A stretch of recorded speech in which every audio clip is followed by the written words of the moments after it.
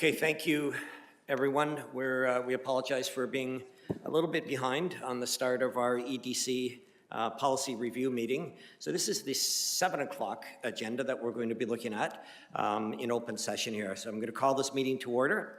And I'll start with item number one.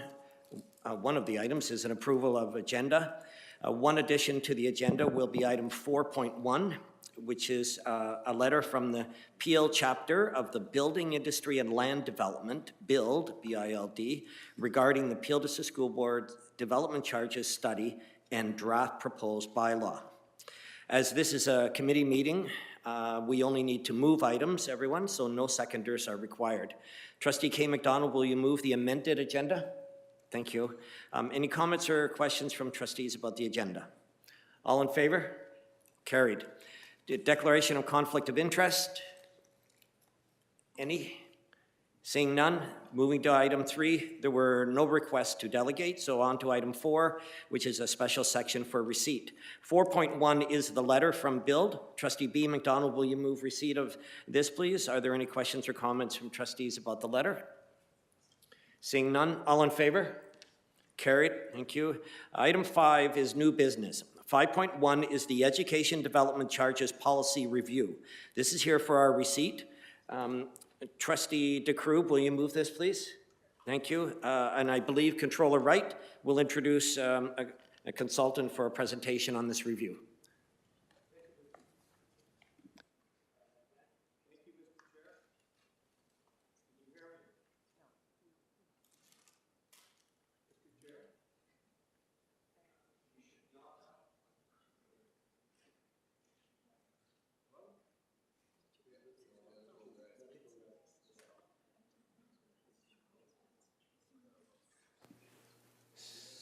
So I'm going to activate this, but it seems to go off when I activate it.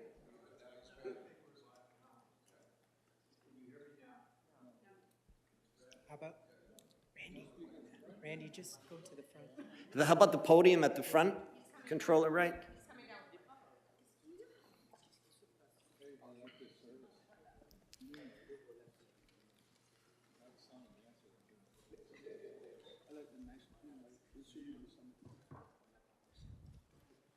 Mr. Chair. Thank you. Apologies for the technical difficulties. Mr. Chair, I have the pleasure tonight of introducing Jack Amendolio of Watson and Associates Economists and Mr. Jim Easto, solicitor from Keel Cottrell LLP. 2 meetings are required tonight by statute. Mr. Amendolio and Mr. Easto are here tonight to present at the first Committee of the Whole Board our Education Development Charges Policy Review, and at the second meeting, we will present the Board's Education Development Charges Background Study and proposed new bylaw. Mr. Chair, this will be the Board's 6th Education Development Charges bylaw since the inception of the regulation in 1996. The Board will recall Education Development Charges, or EDCs, are the primary source of funding for school site acquisitions for boards experiencing enrollment growth. The reports are here tonight for receipt. Board approval of the EDC bylaw will be recommended at the regular meeting of the board Tuesday, May 28, 2019. Mr. Amendolio will now commence the policy presentation accompanied by the background study and bylaw presentation at the second meeting of the board in 15 minutes. Thank you. Thank you. Welcome. Thank you. Thank you to the board. Thank you to Superintendent Wright for that introduction. So as was mentioned, we're here tonight to do 2 meetings with regard to the Education Development Charge renewal. The first meeting that we're going to go through deals with the existing policies of the existing Education Development Charge. So before a board is able to, or a board that has an existing EDC bylaw, before they can renew that bylaw and pass a new bylaw, the legislation says that they have to enact a review of their existing EDC policies. And just to make it clear to the trustees and to the public, when we talk about EDC policies, they differ from typical board policies, like an attendance boundary policy or a transportation policy. The policies that we're talking about with regard to the EDC tonight are specific only to the EDC bylaw. So the legislation, as I mentioned, says that a board has to conduct a review of those policies. The way we conduct that review is by providing information, and we have to provide a report that goes through what the existing policies are, and in addition, we have to hold a statutorily required public meeting, and that's what we're doing tonight. So it's section 257.60 subsection 1 of the Act that states, before passing an education development charge bylaw, the board shall conduct a review of the education development charge policies of the board. Now, when we look at those existing policies, there's a couple of major ones that we want to go through. The first one that we deal with is the percentage of growth-related net education land costs to be borne through EDCs. So what that means is, of the money that we're supposed to collect through education development charges, how much of that money does the board actually intend to collect through EDCs?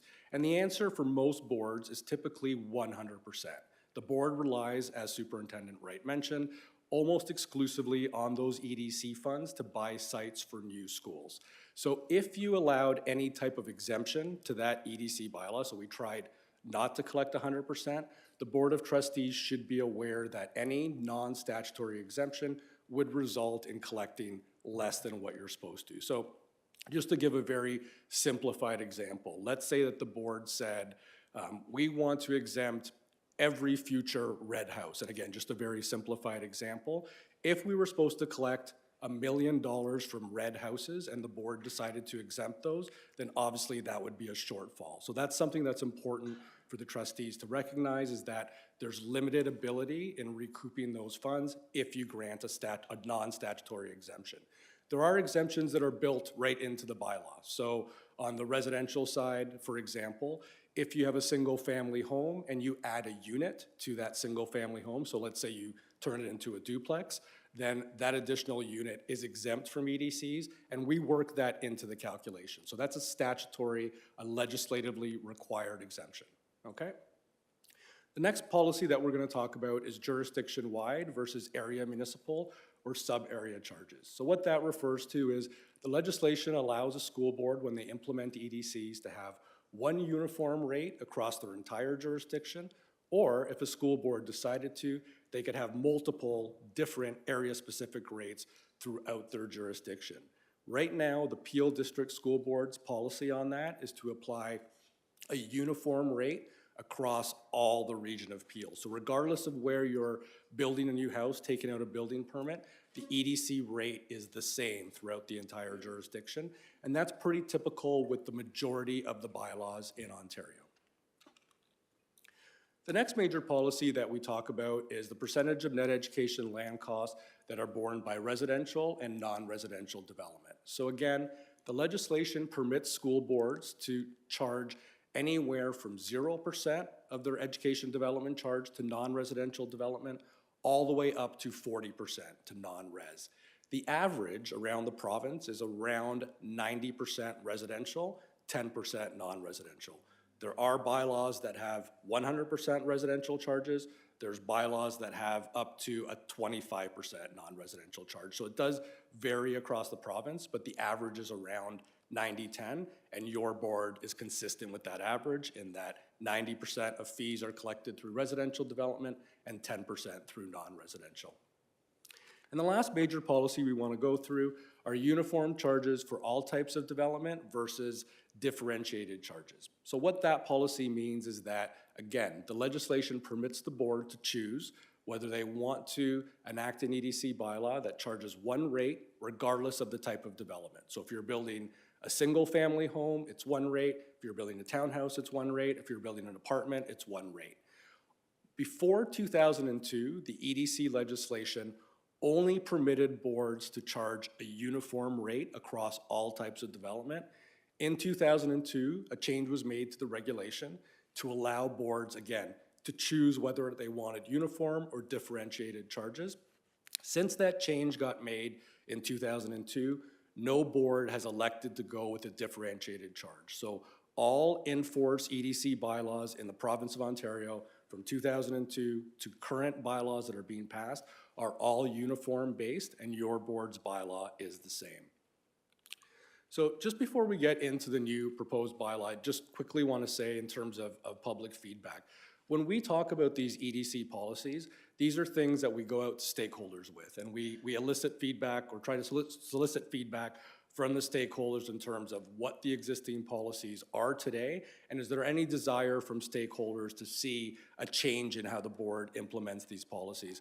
I could tell the Board of Trustees tonight that so far, in terms of the public engagement we've had, we have not received any input to date that expressed any desire to change the existing policies of this current EDC bylaw.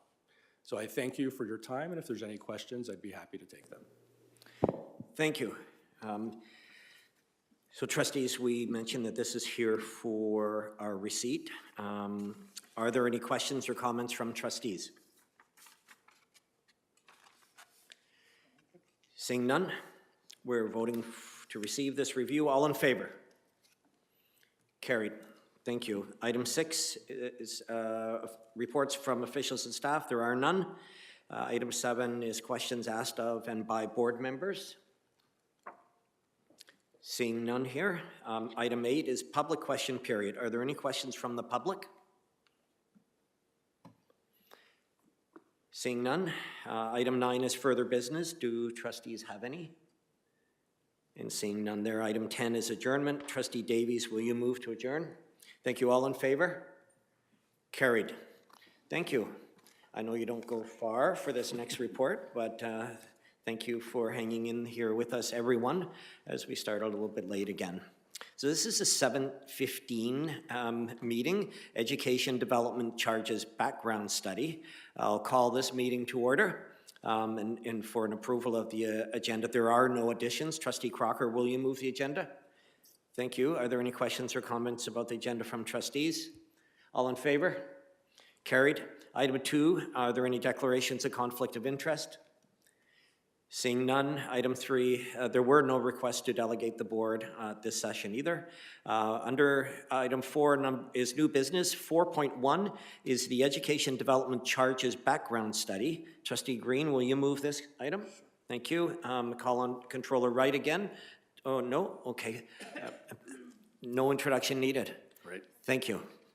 Okay, thank you again. So, as was mentioned at the beginning of the presentation tonight, the board has a requirement to have 2 public meetings prior to being able to pass a new EDC bylaw.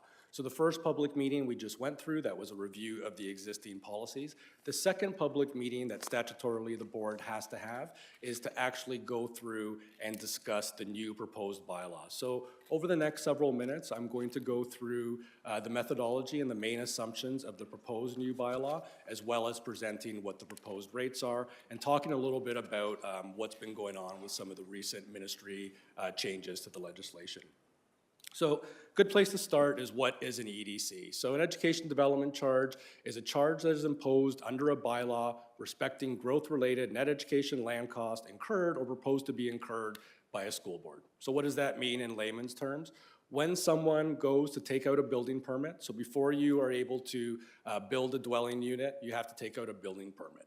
And when you take out a building permit, there are certain fees attached to that building permit. And in regions that have EDC bylaws in force, one of those fees is an education development charge. So you go, you want to build a house, or you want to build, either an individual wants to build a house, or you want to build a 500-unit condo, you go and you take out a building permit for both of those things, and you pay an EDC rate for every permit you take out. So if you take out 1 permit, it's the EDC rate times 1.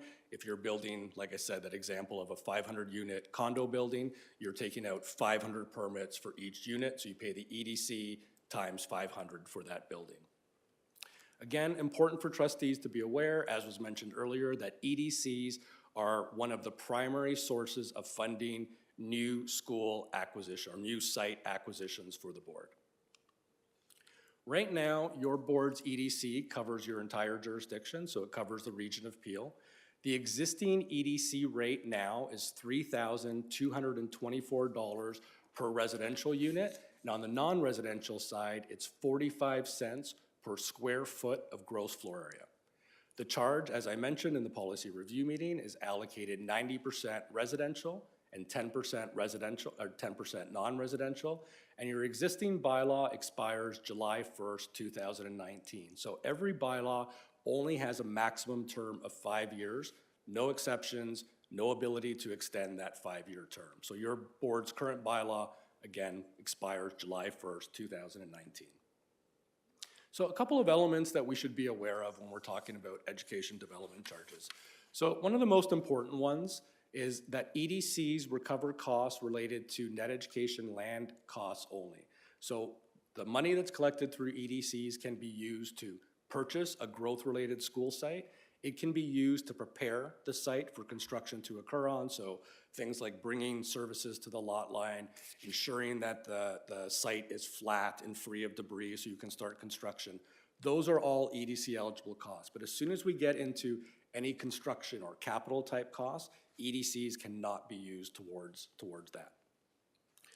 Only 27, I think about 27 of the 72 school boards in Ontario have EDCs.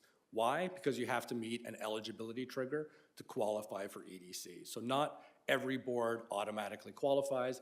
You do have to meet a trigger, enrollment to capacity, so your average enrollment over the next 5 years on either the elementary or the secondary panel has to be greater than your on-the-ground capacity. So you basically have to show an enrollment pressure need on a board-wide basis to be able to qualify. And the last three things we went through in the policy review, so I'll be very brief. They can be jurisdiction-wide or area-specific, they can be differentiated or uniform, and they can be allocated to both residential and non-residential development. Before a board is able to pass a bylaw, so we talked about having to hold the 2 statutory public meetings, there are other things that the board has to do before they're in a position to actually pass a renewed bylaw. So you have to do a background study and include all the necessary requirements. So we have done that and we have completed the background study. We have to make the background study available to the public at least 2 weeks before the first public meeting, so at least 2 weeks before tonight. We've exceeded that requirement. I think the background study was released about a month ago, maybe a little bit more. You have to have legislatively required public meetings, so we're doing that tonight. And notice of those meetings must be given at least 20 days prior to that first public meeting. So the board published notice in newspapers across the region notifying stakeholders and constituents of the public meeting tonight. So that has been done, and at the end of tonight's meeting, we'll fulfill both of those requirements. And the background study itself has to be made available to the Minister of Education at least 40 days prior to your bylaw passage meeting, and that has also been done. The last piece that you see underlined there, so the background study certain assumptions in the background study have to be approved by the Minister of Education before the board can pass an EDC bylaw. So that's the only thing that the board after tonight will not have completed. Hopefully, we should have ministerial approval in the next 2 weeks prior to the passage meeting on May 28th. The calculation itself, I'm not going to go through all these steps, but what I want trustees and the public to be aware of is the calculation is very technical, it's very prescriptive. So with regard to the education development charge, we have the Education Act that tells us how to calculate. We have Ontario Regulation 2098 that's been amended a few times that actually goes through the different steps and the legislation in terms of how to calculate the EDC. And then in addition, the Ministry of Education put out a document called Education Development Charge Guidelines that really is a layman's document that helps interpret some of the legislative requirements. So there are 2 pieces of legislation plus a set of guidelines that really dictate to us how we calculate the education development charge. One of the main parts when we're talking about the education development charge is a residential growth forecast. Obviously, the intention of the EDC is to pay for growth-related site needs, and growth-related site needs typically come from new residential development. So the residential forecast is important because it provides that basis for the EDC. It really tells us what we're going to expect in terms of future growth and ultimately how many kids we're going to expect from that future growth. And it's also important because it forms the denominator of our EDC. So ultimately, when we come up with our total education land cost, we have to come up with a rate per unit. And that residential forecast is what shows or tells us what that rate per unit is going to be. Just before I move on, one thing I want to point out with regard to the residential forecast and something that's different from what we're seeing historically is you can see that the medium and high density number of units are quite a bit higher in terms of what we've seen historically. Again, greenfield development as we know it, and when I talk about greenfield development, it's sort of that large scale subdivisions that we see with hundreds or thousands of houses. That type of development is starting to decline. As we start to have less and less open greenfield space, you're gonna start to see less of that low-density, large-scale development take place. And what we're gonna start to see is more intensified development, so more townhouse-type developments, more high-density apartments and condos. And if you look at Mississauga, it's a great example of that. Over the next 15 years, about 40,000 additional units expected in the city of Mississauga. Less than 3,000 of that 40,000 are expected to be your typical low-density single-family. The vast majority are expected to be apartments and condos going forward. So that definitely is going to change the way the region of Peel develops over the next 10 or 15 years. Ultimately, what we're trying to do from that residential forecast to get an EDC rate is find out how many pupils we expect the board to get from those new residential units forecast over the next 15 years. So the residential forecast had approximately 111,000 units over the next 15 years. Of those units, we expect the Peel District School Board to get about 31,400 elementary students from those units and about 9,050 secondary students from those units. So that's telling us of new development expected in the next 15 years, how many students are we going to have to accommodate from those new units? So that's getting us to what we need to think about in terms of how many new schools are we going to need to accommodate those students. But before we get to that step, the legislation tells us that we have to do something first. And that's why this is called net growth-related pupil places.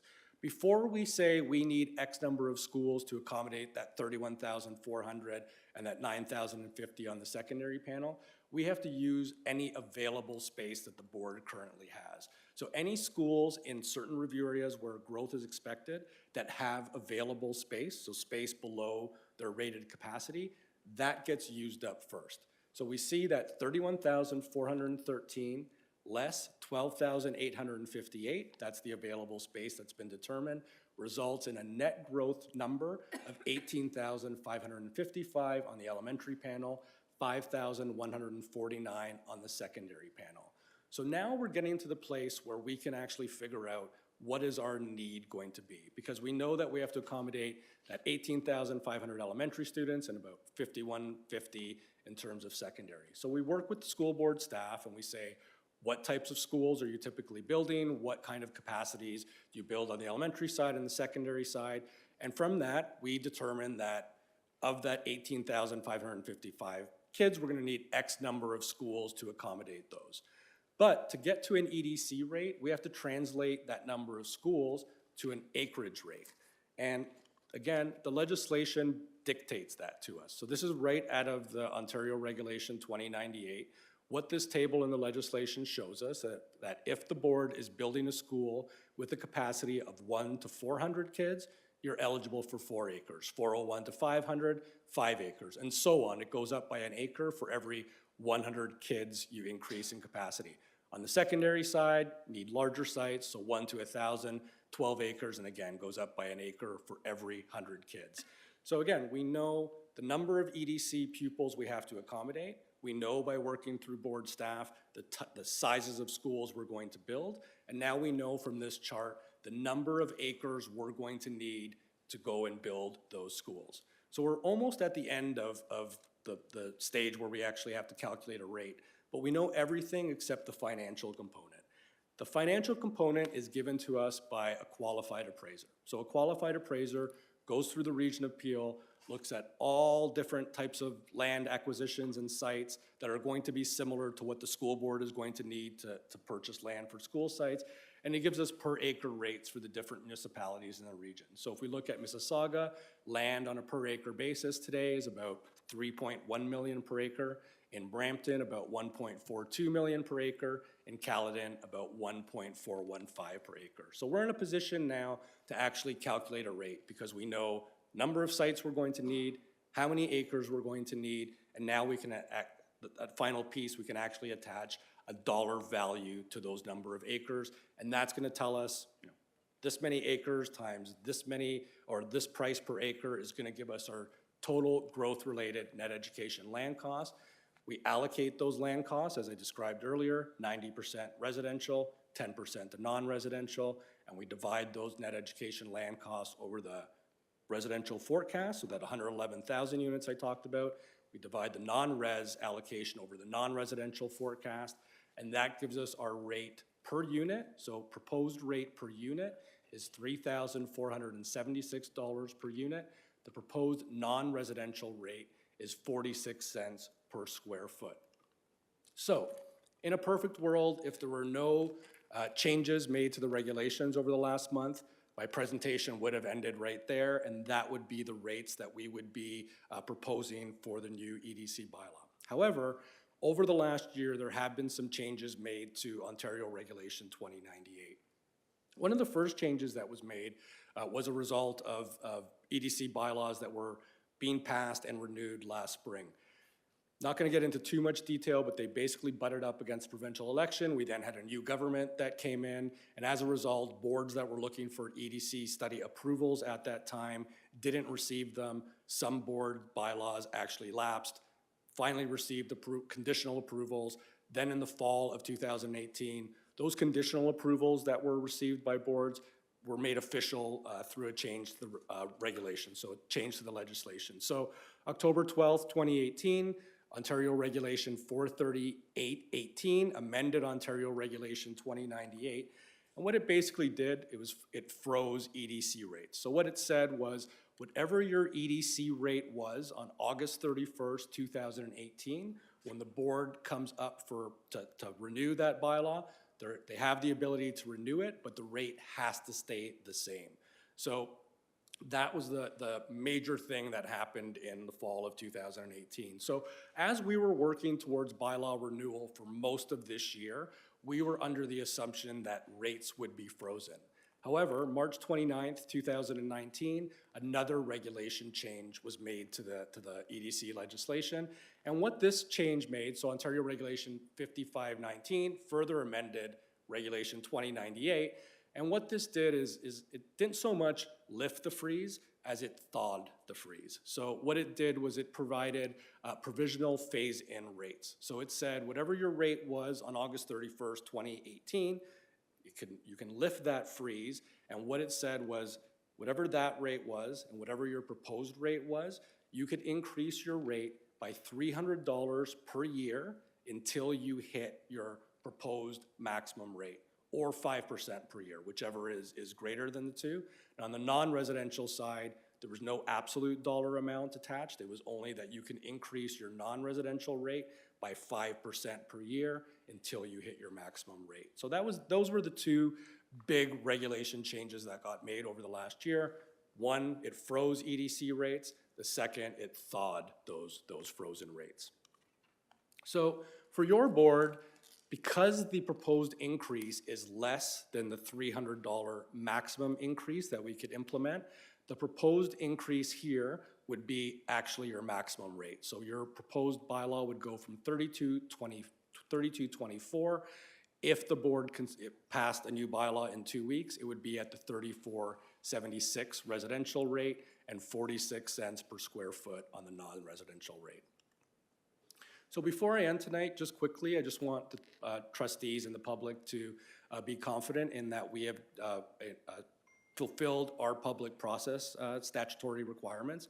We've had the 2 public meetings, or at least as soon as we're done tonight, we will be finished that. And as I mentioned, notice was given, the background study was released to the public. In addition to those 2 public meetings, we also had a stakeholder session with any interested stakeholders in the region. That was held April 3rd, 2019 at the Dufferin Peel Catholic District School Board, and it was well attended by various stakeholders in the region.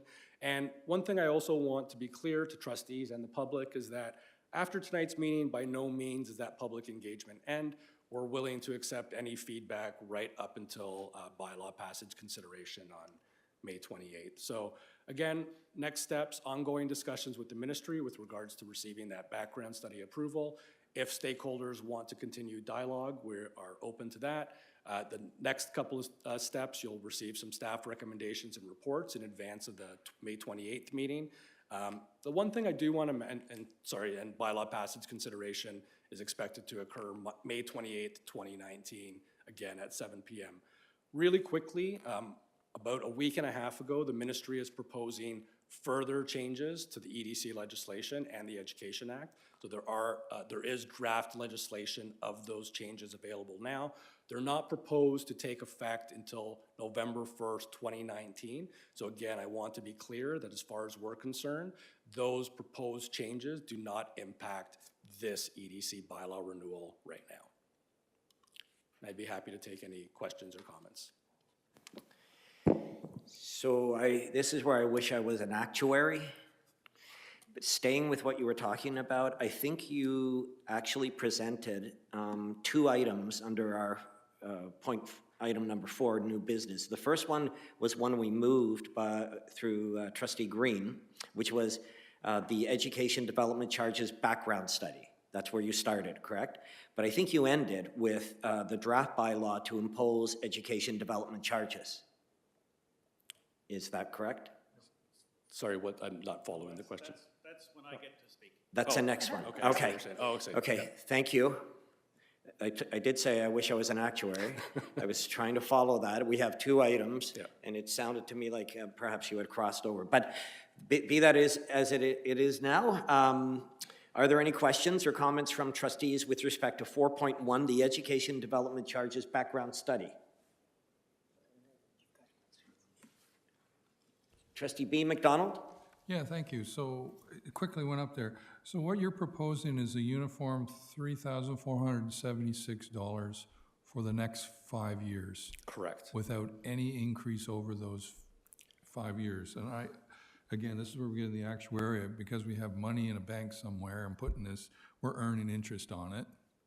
But then I see the site costs are going up at 1.6 and the site acquisition rates are going at 2.5, but yet we're keeping 0 over 5 years. So is that, you're saying the increase from old to new will be enough to manage the difference here? The calculation basically works on a 15-year basis. So when we look at it, it's a 34.76. Like that rate is basically over the next 15 years based on your proposed net education land costs and the units that we have forecast. So it's basically the 15-year net education land cost divided over the units and gets you your 5-year rate. One thing that should be clear to trustees, though, is that if circumstances change, so if land values go up, or if the ministry releases new legislation that the board has to review their bylaw, the board, even though you're implementing a 5-year bylaw, there's a couple of things. There's nothing that stops the board from opening up that bylaw before 5 years. So if something changes in 6 months and the board said, hey, we have to go and redo that bylaw, the legislation permits you to do that. The board also has the ability to amend the bylaw to increase the rate, if there are reasons to, up to once per year. Okay. So there are mechanisms to change that rate within the 5 years. Good, so you answered my question, that suddenly we got high inflation, then we would have to do something. Thank you very much. You're welcome. Thank you. Trustee K. McDonald. Thank you. Through you, Chair. Just so that I understand the numbers, you had a chart that showed that the 5% or $300. Yep. Okay, so when we went from 3,224 and the proposed change of 3,476, my calculation, that's an increase of 7.8%. So I thought you said the maximum was It's 5. so it's the maximum of whichever is greater. So it's $300 or the percentage increase. So whichever is greater is what you implement. In this case, we're not even hitting any of those maximum rates because your existing rate to your proposed rate, it's not more than $300. So we basically hit our maximum rate instantly. So there's no, let's say that, I'll sort of give a generic example, it might be easier. Let's say your existing rate was $300 and your proposed rate was $1,200, then the board would go $300, $600, $900, $1,200 each year. That's what the legislation permits you to do until you hit your maximum $1,200. But let's say in another example, your rate was $300 and your proposed rate was $600. We increase $300 by $300, we hit $600. That's it, because you've hit your maximum rate. So it really depends on what your maximum rate is, that you can't exceed, and then each year you can go up $300 or 5%. Okay. The greater of the two. Okay, got you. So now with the non-residential, we only went up a penny, Yep. which is 2.2%. So the penny is our maximum rate for Because you've hit your maximum, so because the maximum rate was, I think, 46 cents, and you hit that right away, then you can't go more than the maximum. Oh, okay. So that's why it's less than the 5% permittable. Oh, okay, thank you. You're welcome. Thank you. Any other questions or comments from trustees? Seeing none, this has been moved and is for our receipt. All in favor of receipt of this item? Carried. Thank you. Thank you. Item 4.2 is the draft bylaw to impose education development charges. Trustee Andrews, will you move this? Thank you. Would you introduce yourself, sir? I certainly will. Thank you, My name and is welcome. Jim Eastoe. I'm from the law firm of Keel Cottrell, board solicitors. I felt quite old when Mr. Wright said this is your 6th bylaw, because I've been here every night that you've passed one so far. So I'm happy to be here tonight. The bylaw that's before you at page 189 of your agenda is much the same as the bylaw the board passed 5 years ago. It follows the same format. We've updated the dates and to 2019.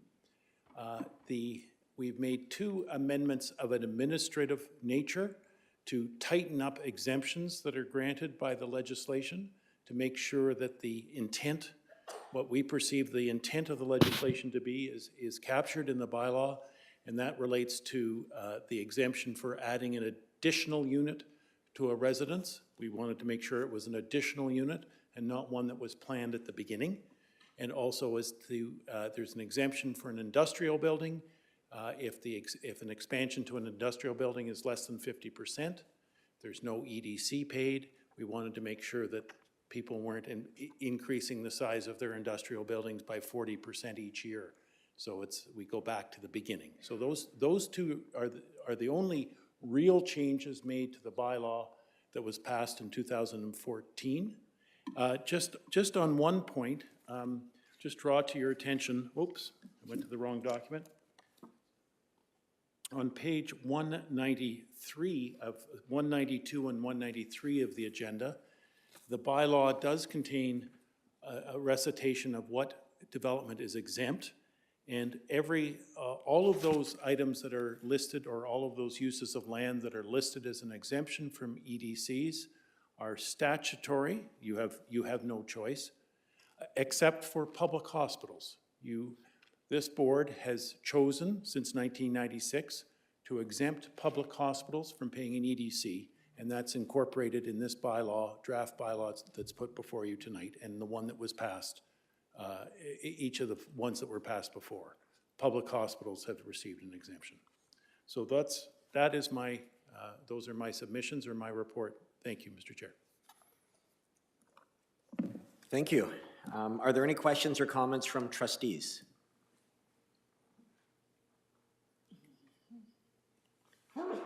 Trustee K. McDonald. Thank you. Just to be clear, the exemptions here, we as a board chose these exemptions, or is this mandated? The exemptions that are on page 193, I believe it is. Just one moment, I'm sorry. The exemptions are statutory in the case of the region of Peel, a municipality, another school board, a publicly funded university or community college. Those institutions are exempt by their statute, not by the Education Act, but by their statute. Metrolinx is a Crown agency, so it is exempt as an agent of the Crown.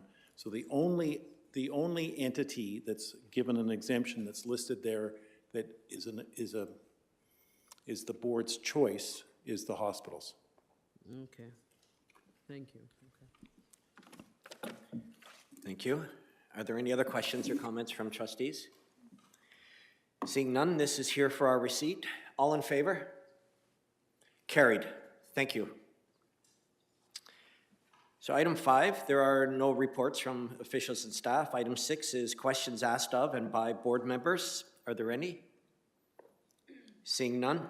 Item 7 is public question period. Are there any questions from the public? Yes. Mrs. Soplet, welcome.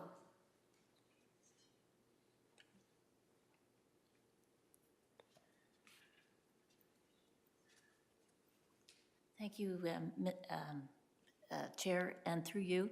The question of clarification. So the legislation that is anticipated to take effect in November, which is going to have an impact on the amended bylaws that are here tonight, is that the Bill 108, which was put forward by the government, more homes, more choices? So Mr. Jim could answer that perhaps for us. Through you, Mr. Chair. Yes, it is Bill 108, and there's anticipated regulations which are in the process of being developed by the government, will also be in place. If the changes are to be in effect on November 1st, they'll also be available. And we don't know, we have no idea what they say, or will say, excuse me. You happy with that, Mrs. Soplet? I'm not happy, but that's the answer. Okay, thank you. Are there any other questions from the public? Seeing none, item 8 is further business. And it doesn't appear there is any. Item 9 is adjournment. Trustee Benjamin, will you move to adjourn? Thank you. All in favor? Carried. And we'll take a couple of minutes to get ourselves ready for our regular meeting of the board.